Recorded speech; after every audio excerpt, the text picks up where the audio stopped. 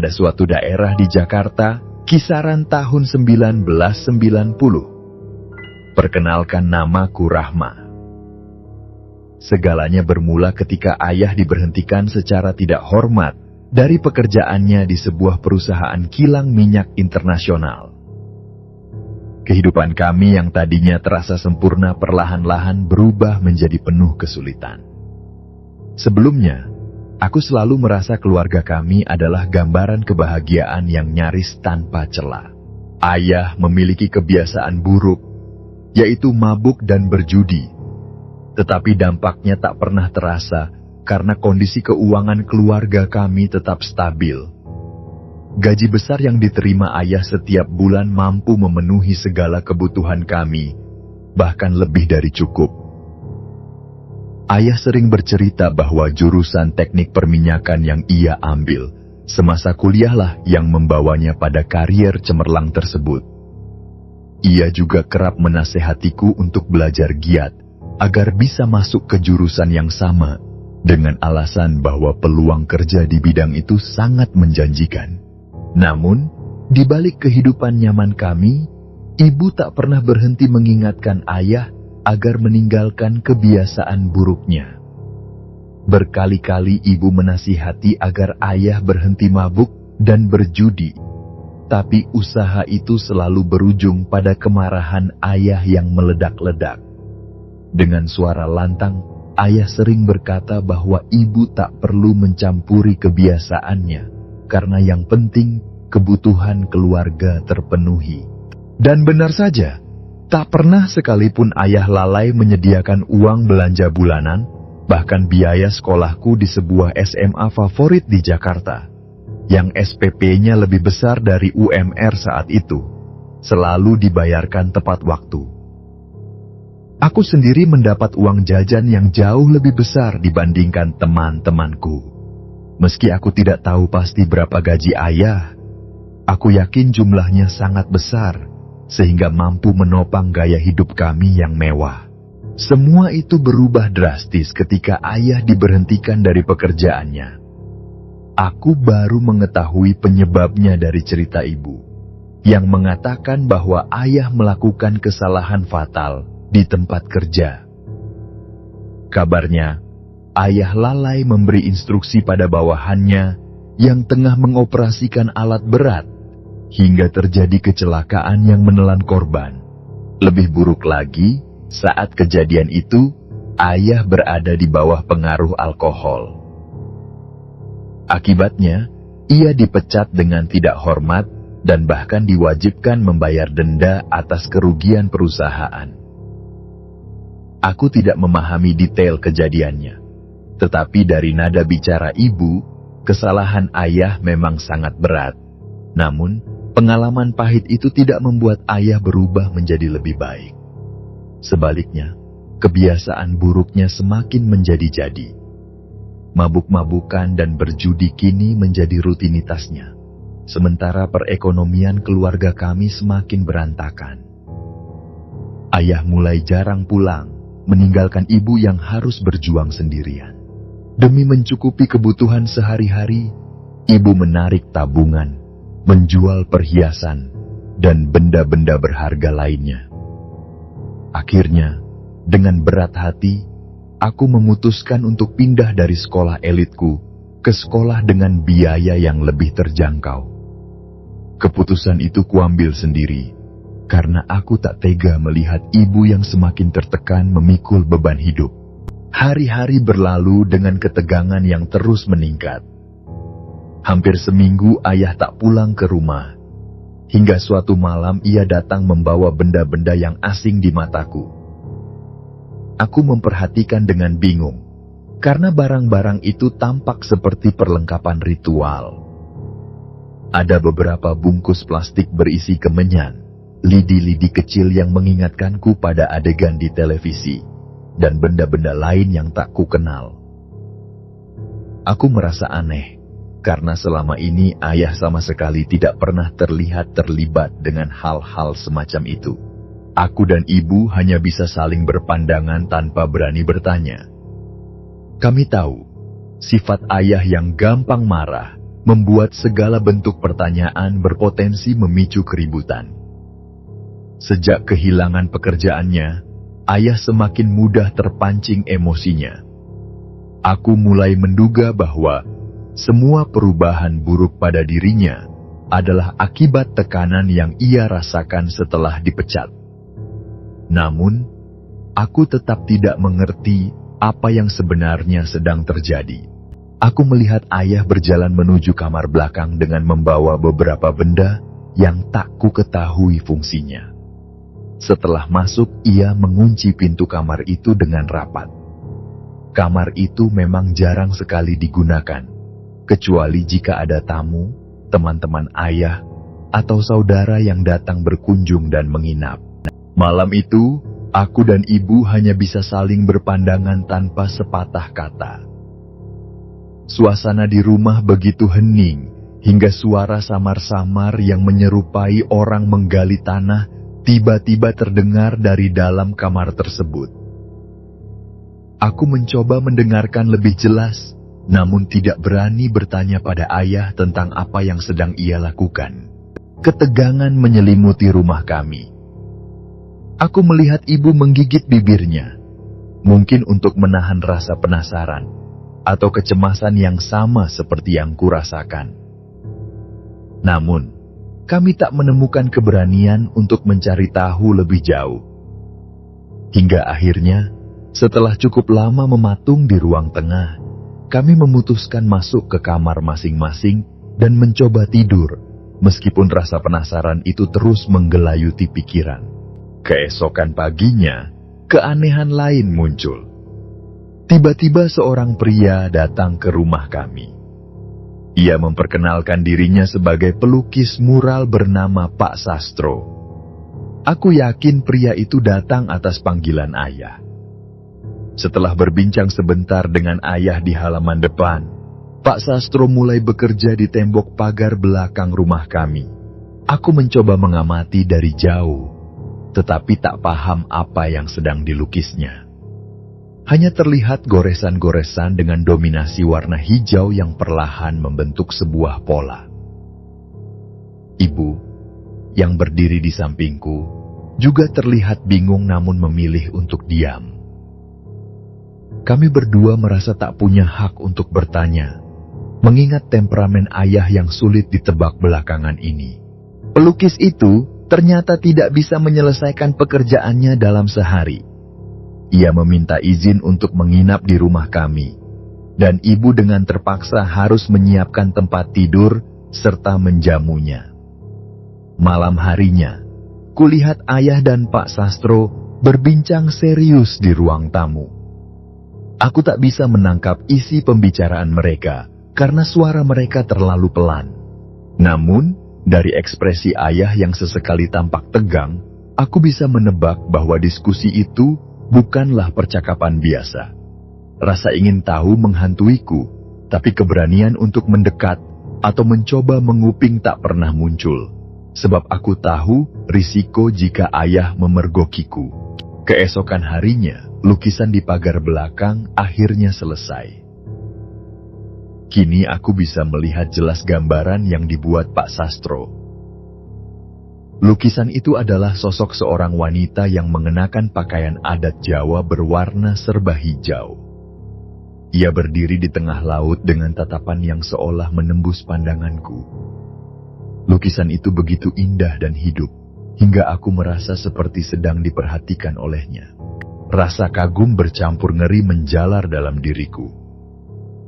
Aku mulai menyadari bahwa lukisan itu menggambarkan sosok Nyi Roro Kidul, tokoh mitos yang dipercaya sebagai penguasa Laut Selatan Jawa. Aku pernah membaca tentangnya di sebuah buku yang berjudul Legenda Ratu Laut Selatan. Semua detail dalam lukisan itu sangat mirip dengan ilustrasi yang ada di buku tersebut.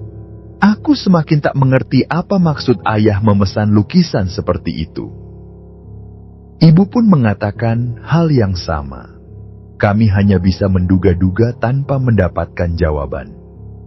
Namun, dari senyuman ayah ketika ia berbicara dengan Pak Sastro setelah lukisan selesai, terlihat jelas bahwa ia sangat puas dengan hasilnya. Aku yakin ayah membayar mahal untuk karya seperti itu. Pak Sastro pun pergi dengan wajah yang juga terlihat puas, meninggalkan kami dengan pertanyaan-pertanyaan yang semakin menggunung. Sejak saat itu, suasana rumah kami semakin aneh. Ayah sering menghabiskan waktu di kamar belakang, yang kini jelas digunakan untuk sesuatu yang tak bisa kupahami. Di malam-malam tertentu, aku mendengar suara delman dan ringkikan kuda yang samar berasal dari dalam kamar itu. Awalnya, aku mengira hanya berhalusinasi, tetapi ketika kubicarakan dengan ibu, ia mengakui bahwa dirinya juga sering mendengar suara yang sama. Pernah suatu kali, ketika aku pulang sekolah, satpam komplek menanyakan sesuatu padaku dengan nada mencurigakan. Ia bertanya apakah aku tahu tentang suara delman dan kuda yang katanya pernah terdengar dari rumah kami. Aku hanya bisa menggeleng dan mengangkat bahu, karena memang aku pun tak tahu apa yang sebenarnya terjadi.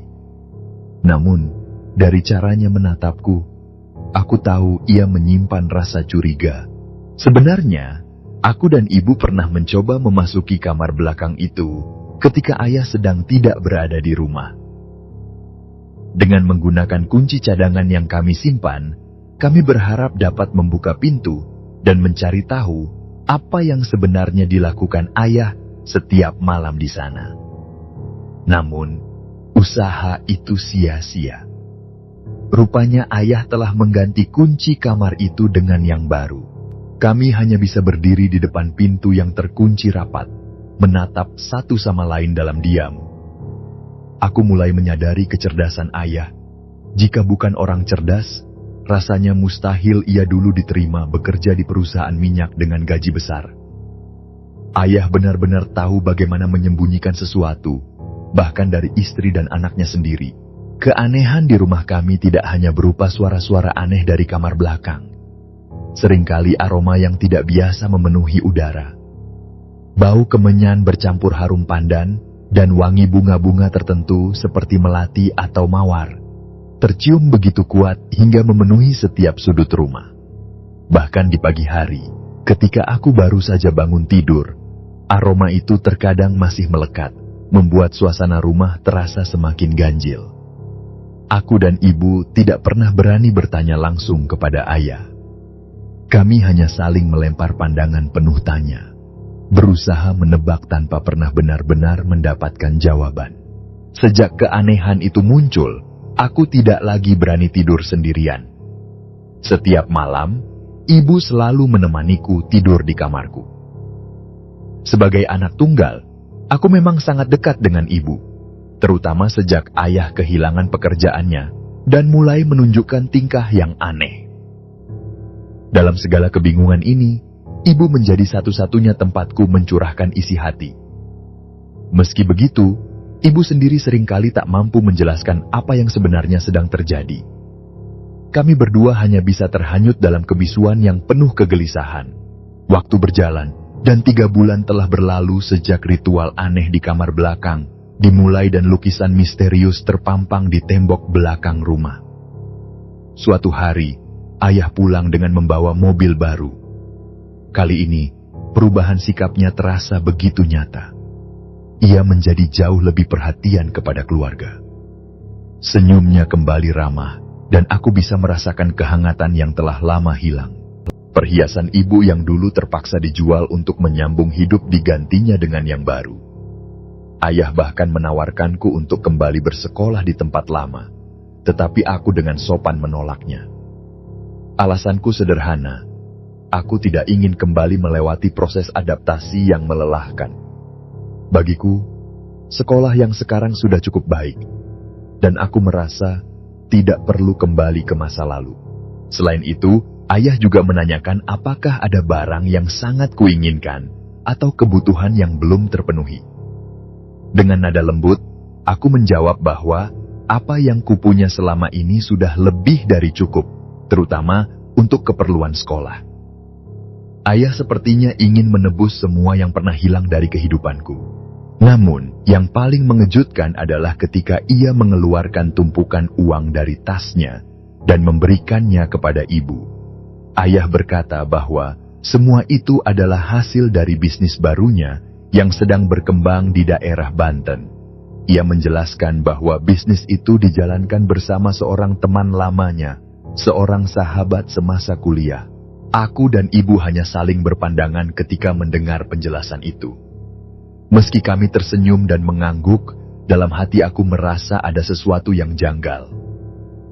Aku mulai menduga bahwa uang tersebut mungkin bukan berasal dari bisnis seperti yang dikatakannya. Bagiku, lebih masuk akal jika ayah mendapatkan uang itu dari judi atau sesuatu yang serupa.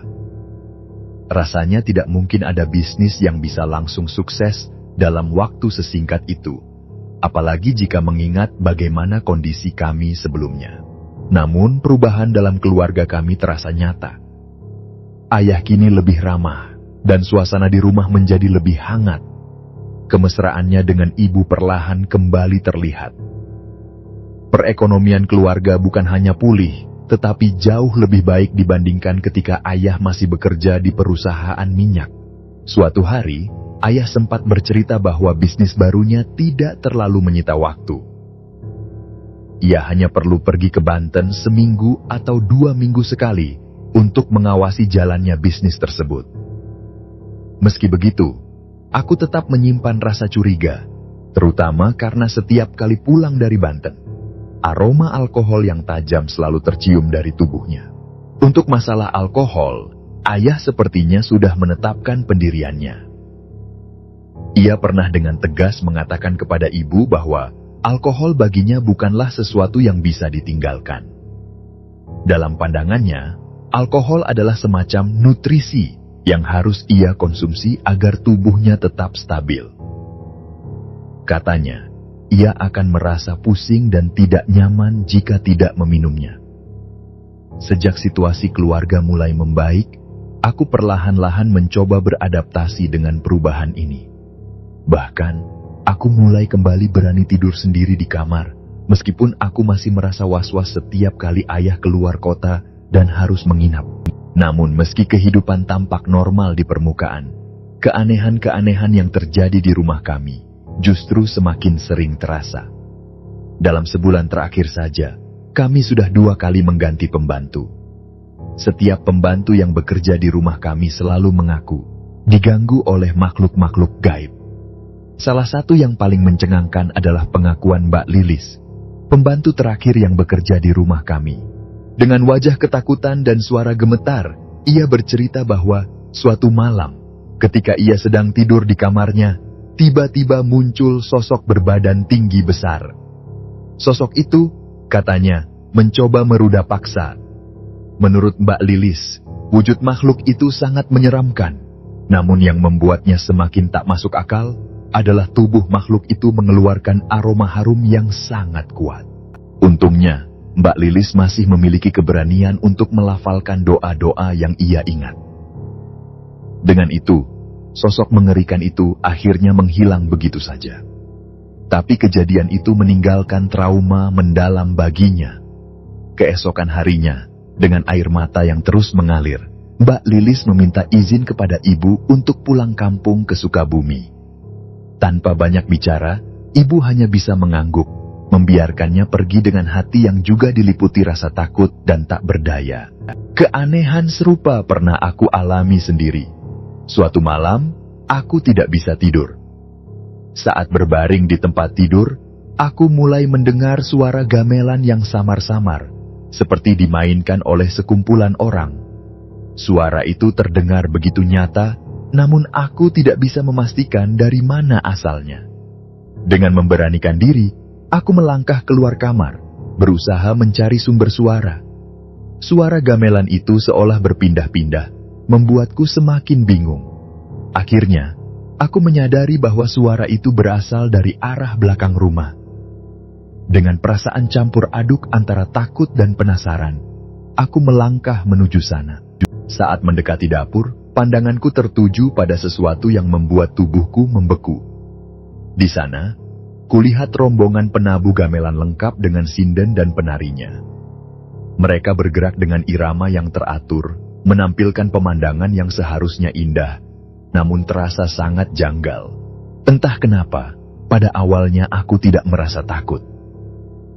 Rasa penasaran yang begitu kuat membuatku berdiri di tempat itu cukup lama, mengamati mereka. Namun, ketika aku mulai memperhatikan wajah-wajah mereka, ketakutan yang mendalam tiba-tiba melanda. Semua orang dalam rombongan itu memiliki mata berwarna hitam legam, kosong, dan menakutkan. Aku seperti tersadar bahwa mereka bukanlah manusia. Ketakutanku semakin menjadi-jadi. Dengan panik, aku berlari kembali ke kamar ibu, menceritakan semua yang baru saja kulihat.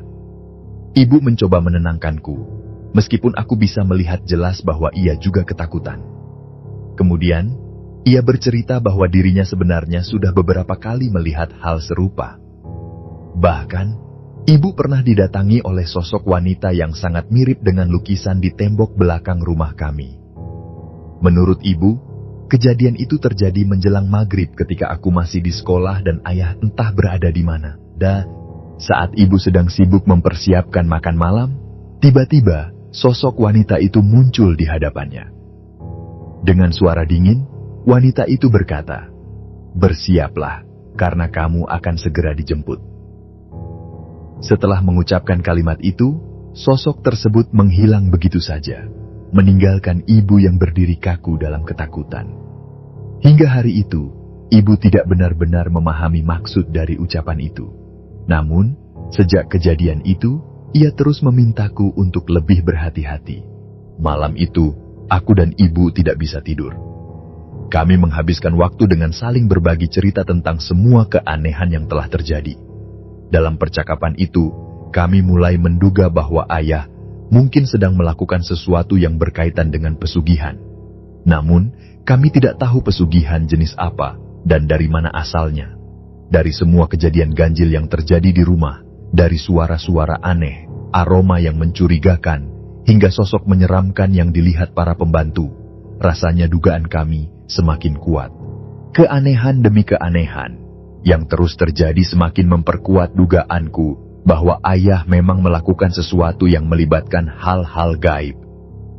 Ketika ia tiba-tiba membeli mobil baru dan membawa uang tunai dalam jumlah besar, dugaan itu semakin tidak terbantahkan. Aku dan ibu sering membicarakan hal ini di tengah malam, saat ketakutan menyelimuti rumah. Ibu memelukku erat suatu malam, matanya berkaca-kaca, dan dengan suara bergetar, ia mengatakan bahwa jika dugaan ini benar, ia lebih memilih hidup seadanya daripada harus terjerumus ke dalam sesuatu yang hina seperti itu. Malam itu kami hanya bisa saling menenangkan, meski pikiran kami terus diliputi kecemasan. Hampir pukul 5 pagi, kami baru bisa terlelap setelah bermalam dengan perasaan was-was. Ketika akhirnya bangun, matahari sudah tinggi. Untungnya hari itu adalah Minggu, dan aku libur sekolah. Untuk mengalihkan pikiran, kami memutuskan menghabiskan waktu bersama dengan membuat kue. Hari itu terasa sedikit lebih cerah, meski hanya sementara. Sampai malam tiba, kami bercanda dan berbicara di depan televisi, mencoba menikmati kebersamaan tanpa bayang-bayang ketakutan. Sekitar pukul 10 malam, kami mulai mengantuk dan memutuskan untuk masuk ke kamar. Sejak keanehan-keanehan di rumah semakin sering terjadi, aku selalu meminta ibu menemaniku tidur, terutama ketika ayah masih berada di kamar belakangnya. Malam itu pun aku melakukan hal yang sama.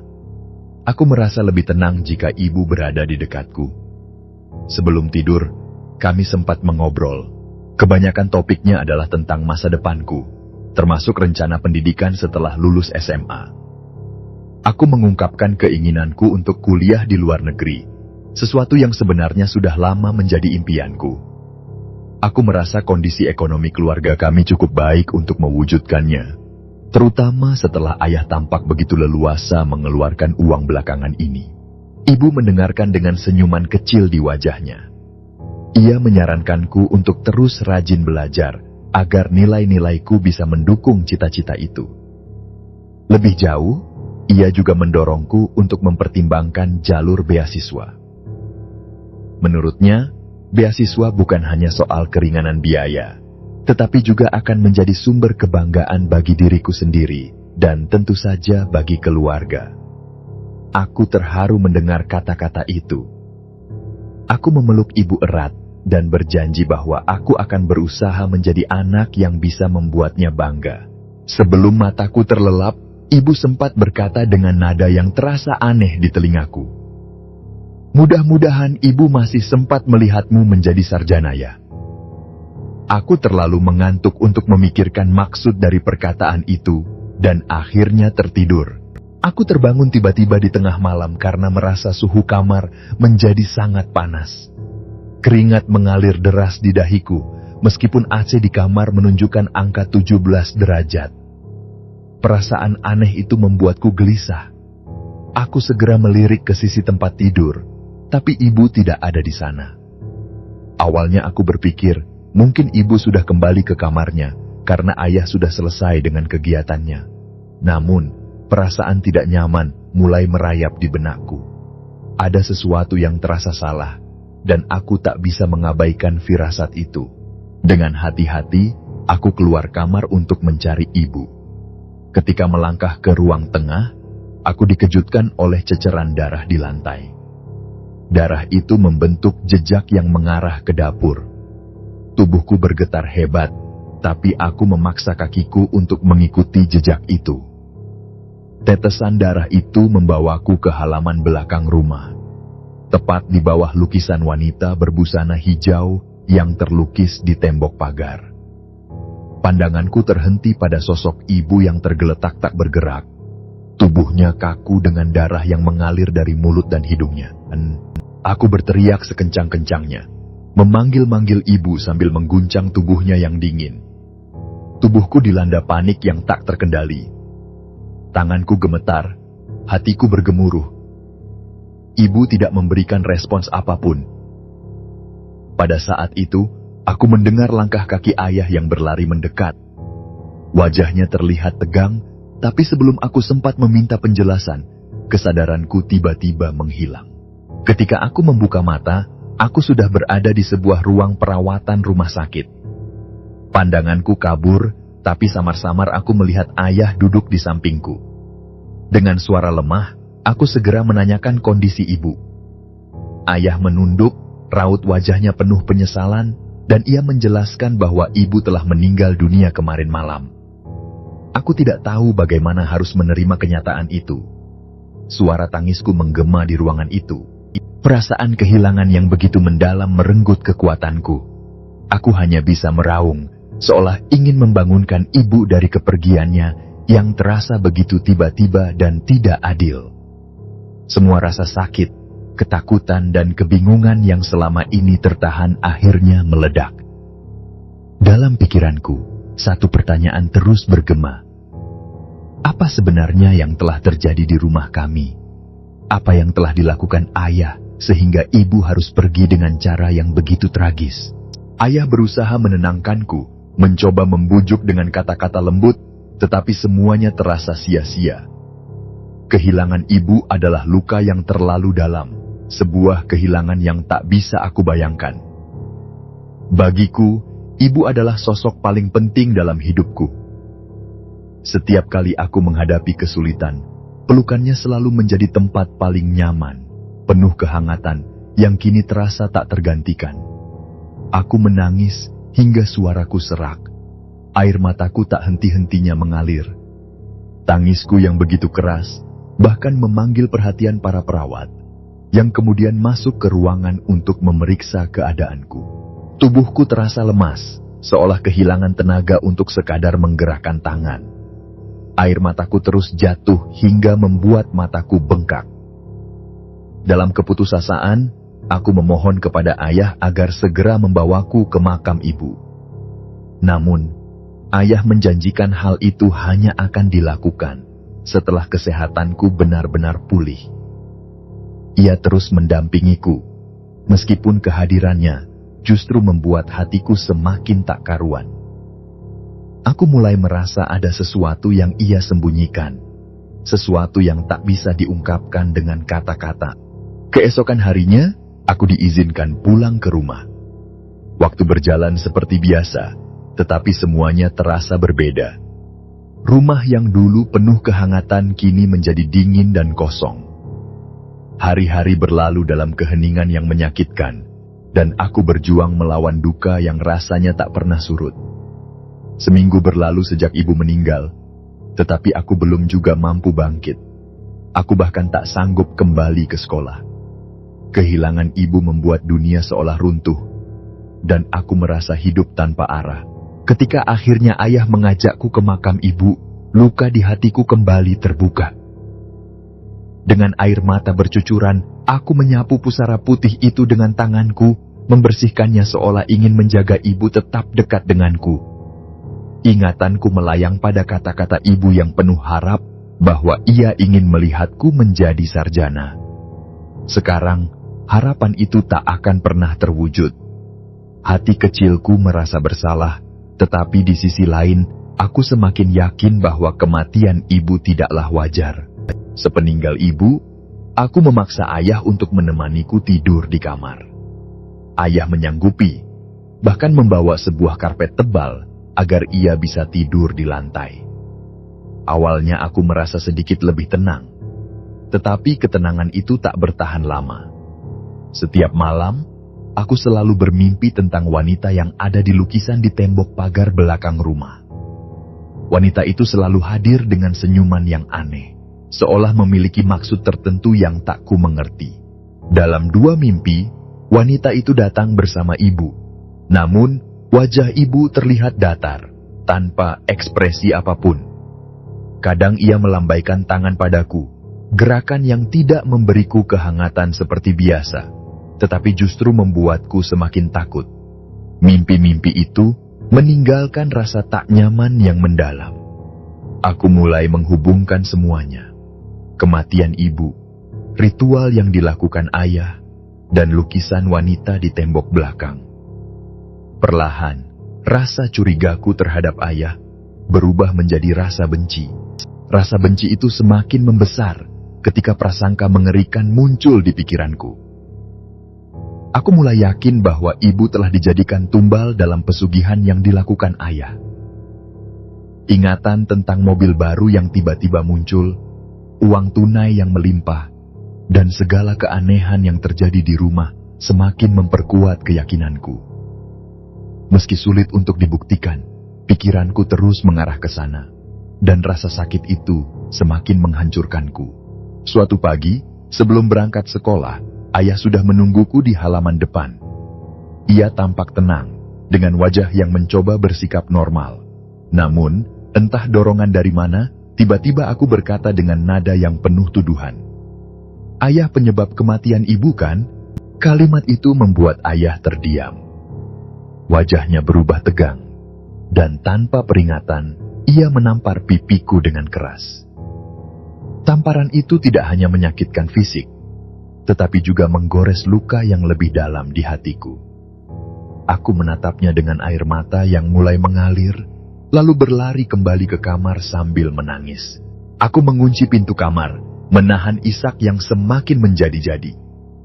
Dari luar, aku mendengar ayah mengetuk-ngetuk pintu, memohon agar aku membuka pintu dan mendengarkannya. Ia terus meminta maaf dengan nada yang terdengar menyesal. Namun, semua itu terasa tak ada artinya bagiku. Aku tak lagi peduli. Rasa sakit dan kebencianku pada ayah telah mengakar kuat. Di dalam kamar, aku hanya bisa duduk di sudut ruangan sambil memeluk lututku, membiarkan air mataku mengalir. Dalam hati, aku semakin yakin bahwa ibu telah dijadikan tumbal oleh ayah, dan luka itu membuatku merasa seperti kehilangan segalanya. Seharian itu, aku tidak keluar kamar. Tangisku tak kunjung berhenti, dan tubuhku terasa semakin lemas karena aku tidak makan sama sekali. Aku hanya bisa duduk di sudut kamar, memeluk lututku sambil membiarkan air mataku terus mengalir. Hatiku benar-benar hancur. Kehilangan ibu sudah lebih dari cukup untuk membuatku merasa tak berdaya. Tetapi kenyataan bahwa ayah, orang yang seharusnya menjadi pelindung, justru menjadi sumber dugaanku semakin menyesakkan.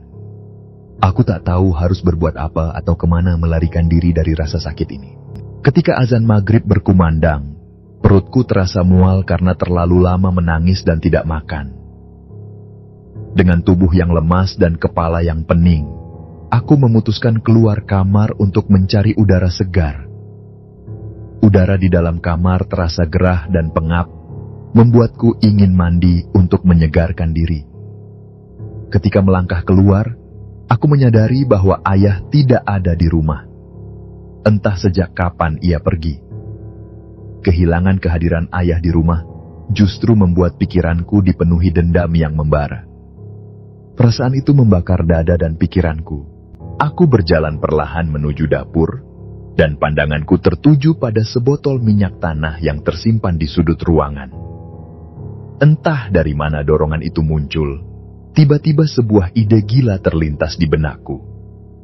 Dengan perasaan campur aduk antara benci dan putus asa, aku mengambil botol itu dan berjalan menuju tembok belakang, tempat lukisan wanita berbusana hijau terpampang.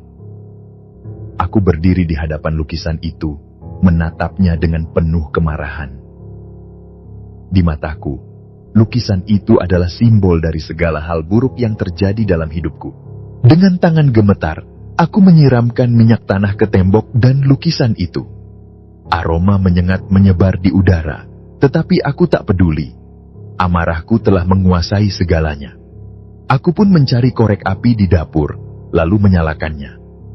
Dalam satu gerakan yang penuh emosi, aku melemparkan korek itu ke tembok. Api langsung berkobar, menyebar dengan cepat, hingga aku tak menyangka betapa besarnya nyala yang timbul. Mungkin aku menyiramkan terlalu banyak minyak tanah. Dalam hitungan detik, api menjilat-jilat tembok dan mulai merambat ke bagian lain rumah. Aku melangkah mundur dengan napas tersengal-sengal, menyaksikan kobaran api yang semakin membesar. Dengan panik, aku berlari keluar rumah. Namun, entah mengapa, api itu hanya melahap rumah kami dan tidak merambat ke rumah tetangga yang hanya dipisahkan oleh tembok tipis. Perasaan bingung dan takut menghantui pikiranku, tetapi tubuhku terlalu lelah untuk memikirkan logika dari kejadian itu. Aku terduduk di halaman, menatap kosong ke arah rumah yang kini sudah sepenuhnya dilalap api. Warga mulai berdatangan, berusaha menyiram api dengan air seadanya. Entah siapa yang menelepon, beberapa saat kemudian mobil pemadam kebakaran tiba. Setelah 1 jam penuh usaha, akhirnya api berhasil dipadamkan. Namun, rumahku sudah benar-benar luluh lantak. Puing-puing yang hangus adalah satu-satunya yang tersisa. Aku hanya bisa berdiri terpaku, tak mampu berkata-kata. Tiba-tiba, salah seorang anggota tim pemadam kebakaran menemukan jenazah. Mereka membawa tubuh yang hangus terbakar keluar dari puing-puing rumah, dan hatiku langsung mencelos. Aku tahu itu adalah ayahku. Tubuhnya yang hangus tak lagi bisa dikenali, tetapi aku sangat yakin bahwa itu adalah dirinya. Aku membencinya. Aku menyalahkannya atas semua ini, tetapi menyaksikan tubuh ayah yang hangus terbakar adalah pemandangan yang tak pernah kuharapkan. Aku berteriak sekencang-kencangnya, tangisku kembali pecah, mencerminkan perasaan bersalah yang menyelimuti hati. Para tetangga mencoba menenangkanku, tetapi tidak ada yang bisa meredakan kepedihan yang kurasakan. Hari itu adalah hari yang paling mengerikan dalam hidupku. Dendam, kebencian, penyesalan, dan kesedihan bercampur menjadi satu. Aku merasa seperti terjebak dalam pusaran emosi yang menghancurkan. Warga mulai berusaha menghiburku, dan Bu RT menjadi sosok yang paling banyak memberikan perhatian. Beliau membimbingku ke rumahnya, memelukku dengan penuh kasih sayang, dan berkata bahwa ini adalah ujian berat yang hanya akan dihadapi oleh orang yang kuat. Kata-katanya sedikit menenangkan, meski air mataku masih terus mengalir. Keesokan harinya, aku menelepon kakek dan nenek dari jalur ibu yang tinggal di Surabaya. mereka segera datang untuk menjemputku. Aku merasa hancur, tetapi kehadiran mereka sedikit memberiku rasa aman. Mereka membawaku ke Surabaya, tempat aku akhirnya memulai hidup baru bersama mereka. Om Budi, adik ibu, juga membantu mengurus semua administrasi agar aku bisa pindah sekolah. Di Surabaya, kehidupanku perlahan mulai menemukan ketenangan. Tidak ada lagi teror dari sosok yang selama ini menghantui pikiranku, seperti Nyi Roro Kidul atau hal-hal aneh lainnya. Di rumah kakek dan nenek, aku merasakan kehangatan keluarga yang mencoba membalut luka-luka masa lalu. Mungkin disinilah aku harus memulai segalanya dari awal, bangkit dari kehancuran yang telah mengubah hidupku selamanya. Namun, setelah sekitar 2 minggu di Surabaya, mimpi-mimpi aneh mulai kembali menghampiriku. Beberapa kali, aku bermimpi didatangi sosok ayah dalam keadaan hangus terbakar, seperti saat jenazahnya ditemukan. Dalam mimpiku, ayah terus memohon agar makamnya dibongkar. Wajahnya terlihat penuh rasa sakit, dan suaranya terdengar seperti rintihan, seolah ada sesuatu yang belum selesai. Mimpi itu berulang hingga 3 kali dalam seminggu, dan aku mulai merasa ketakutan. Akhirnya aku memberanikan diri untuk bercerita pada kakek. Kakek mendengarkan dengan sangat serius, wajahnya tampak tegang tetapi penuh perhatian. Setelah aku selesai bercerita, kakek segera menghubungi beberapa keluarga ayah yang masih tinggal di Jakarta. Ternyata, mimpi serupa juga dialami oleh beberapa anggota keluarga dari pihak ayah. Mereka juga didatangi sosok ayah dalam keadaan hangus terbakar, dengan permintaan yang sama, membongkar makamnya. Keesokan harinya, aku diminta untuk segera kembali ke Jakarta. Kakek dan nenek menemaniku dalam perjalanan itu, berusaha memberikan dukungan di tengah kekacauan pikiranku. Sesampainya di Jakarta, kami mengadakan rapat keluarga untuk membahas mimpi-mimpi yang terus mengganggu. Akhirnya, dengan kesepakatan bersama, kami memutuskan untuk membongkar makam ayah. Kami semua yakin bahwa mimpi yang berulang seperti itu bukanlah hal biasa. Hari itu, kami pergi ke pemakaman, tempat ayah dimakamkan di samping pusara ibu. Begitu sampai di sana, tangisku pecah. Kenangan masa lalu kembali membanjiri pikiranku. Momen-momen ketika kami masih bersama, saat keluarga kami masih utuh bertiga. Aku berlutut di depan makam ibu, mengelus pusaranya dengan penuh kerinduan, lalu beralih ke pusara ayah. Dalam hati, aku terus berdoa agar mereka berdua mendapatkan ampunan dan kedamaian di sisi Tuhan. Meski banyak pertanyaan yang tak terjawab, aku tetap tak bisa memungkiri bahwa aku ada di dunia ini karena mereka berdua. Tante Risa, adik ayahku, mendekapku erat. Berkali-kali ia membisikkan kata-kata yang menenangkan, mencoba meredakan tangisku yang tak kunjung reda. Setelah semuanya siap, penggalian pun dimulai. Suasana di pemakaman dipenuhi keheningan mencekam. Setiap sekop tanah yang diangkat terasa seperti menggali lapisan-lapisan emosi yang selama ini tersimpan. Namun, saat liang itu akhirnya terbuka, kami semua terkejut melihat apa yang ada di dalamnya. Jenazah ayah tidak lagi berada di sana. Yang tersisa hanyalah sebatang pohon pisang yang sudah membusuk, terbungkus kain kafan. Pemandangan itu membuat tubuhku lemas. Aku tak bisa berkata apa-apa selain menatap liang itu dengan mulut ternganga. Ini benar-benar di luar nalar. Aku masih ingat dengan jelas, aku berada di sana saat pemakaman ayah. Aku menyaksikan sendiri jenazahnya dimasukkan ke dalam liang itu, diselimuti doa-doa dari keluarga dan kerabat. Bagaimana mungkin jenazahnya kini menghilang, digantikan oleh sesuatu yang tak masuk akal? Wajah-wajah keluarga lain pun tampak diliputi kebingungan dan ketakutan. Kami hanya bisa saling berpandangan, mencari jawaban di tengah ketidakpastian ini. Om Handri, kakak tertua ayahku, akhirnya angkat bicara. Dengan nada penuh kesedihan, ia mengusulkan agar liang itu ditutup kembali. Katanya, jangan sampai keanehan ini menjadi bahan fitnah atau pembicaraan yang memperburuk keadaan. Om Handri menambahkan bahwa hal terbaik yang bisa kami lakukan saat ini adalah mengikhlaskan kepergian ayah, bagaimanapun anehnya keadaan ini. Kami semua mengangguk setuju. Dengan dipimpin oleh kakek, kami mengadakan doa bersama.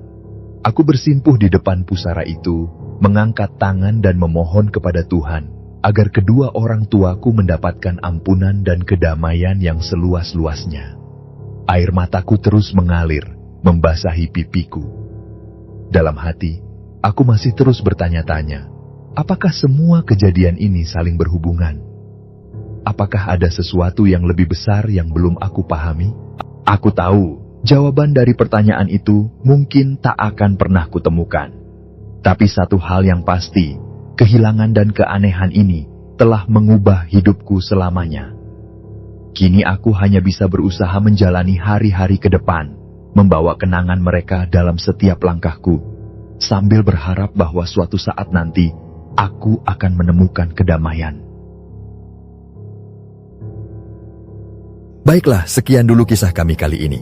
Mohon maaf kalau memang ini cerita lama yang pernah dibawakan. Namun demikian, semoga dengan kisah ini dapat menghibur sahabat semua. Bila mana sahabat kisah malam kalian punya satu kisah mistis, silakan kirim ke alamat email kami. Insya Allah, nanti akan kami ceritakan.